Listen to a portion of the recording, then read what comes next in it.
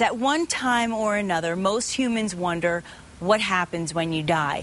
Well, renowned psychic Sylvia Browne has just written a brand new book about that very topic. I've got it in my hands. I read it all night last night. It is called The Afterlives of the Rich and Famous. It's about the transitions of the likes of people like Paul Newman, Marilyn Monroe, even Heath Ledger. And we are so pleased and honored to welcome Sylvia Browne to New Mexico Style this morning to talk about the book. Good morning, Sylvia. What an honor to have you with us. Oh, thank you, dear. It's an honor to be with you, Nikki. Very, very grateful. Well, I'll tell you what, Sylvia, I've been a fan of yours for many years, but reading your book, I really got a feeling of calm about what happens when you die. And I feel like that's one of the first messages I just want the audience to know is it really makes you feel like everything's going to be okay. Absolutely. And everything continues forever and a day. It's eternity, you know.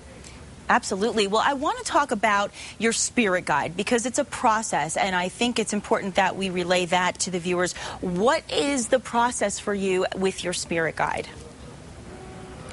Well, I've known about her, although I know she's been with me like yours has, from the time that we were born, but I didn't hear her till I was about 5 years old. Wow.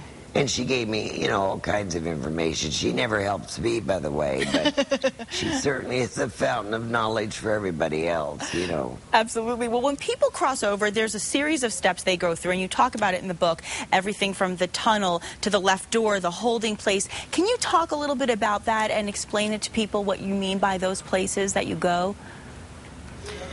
Well, we call the left door, that's for the dark entities. You know, like Hitler or Dahmer or whoever.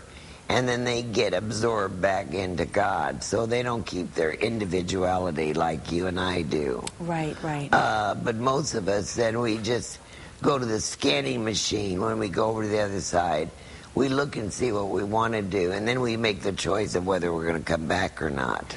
Well, you have described a lot of the different viewpoints from many celebrities that we have loved and cherished over the years, including Marilyn Monroe. Tell people how she views fame from the other side. Well, like my guide said, every time they see her, she's got a book in her hand. So she's a ferocious reader, researcher. And she was very, very happy to see Joe DiMaggio. Because whether anybody believes this or not, that was really her love.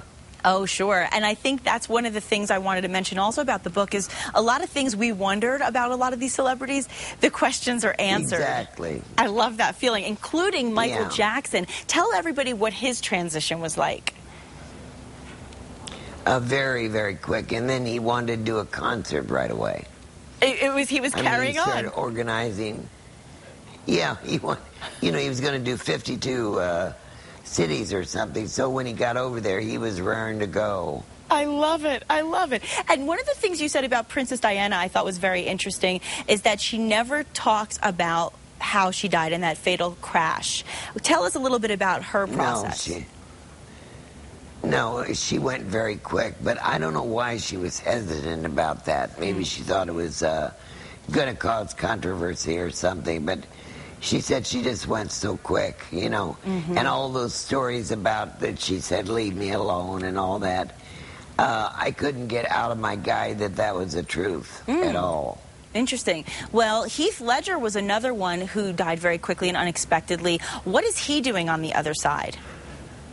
He's doing a lot of holistic work, you know, like a lot of healing and massage and, you know, a lot of holistic. Not orthodox, but, you know, sort of, you know, the old time, you know.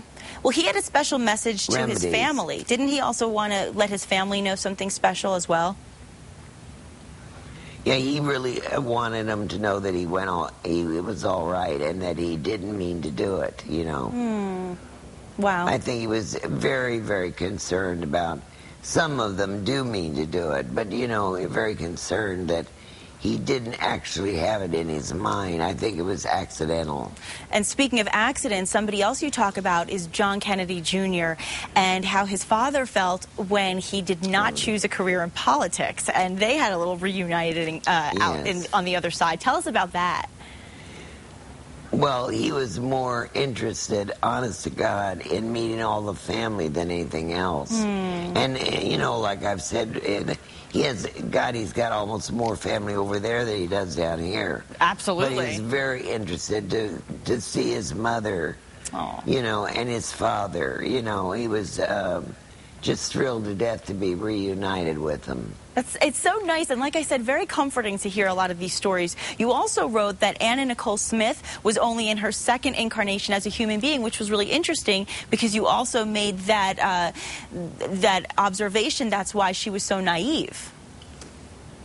Yeah, she was like an innocent. You know what I mean? She was, she just didn't know, and I was so upset when she was obsessing about Daniel, you know, when her son died. And she said, I think he's lost. And I wanted so bad to get to her and say, he's not lost. Nobody's lost. Isn't that a great thing? But of course I couldn't get to her. But now she's with him again. Oh, yeah. And that's a good thing. And Grace and Kelly. She also looks in on her baby girl. Oh, yes, little, what's her name now? I'm forgetting now her little name. Anna Nicole Smith's daughter. Well, yeah, she's Danny Lynn, that's it. Came to me. Danny Lynn, she's a little doll. Now, I wanted to go back. I was about to ask you about Grace Kelly because I was curious how she felt about her life's leading role as Princess Grace. She said that it was a very, very hard role in this life. You know, I think she had an idea when she was that age, very much like Di, that, you know, she was going to be a princess and it was going to be all glamour, and no, it wasn't. It was a very, very difficult life. Well, there's a lot of reunions going on in the afterlife and a lot of good things happening. And again, I think this book will give a lot of people comfort to know what's happened to their favorite celebrities and what could be for them one day as well. And the book, of course, is called Afterlives of the Rich and Famous. Sylvia Browne, thank you so much for joining us. And thank you so much, dear, for having me. It's been a pleasure. Thank you.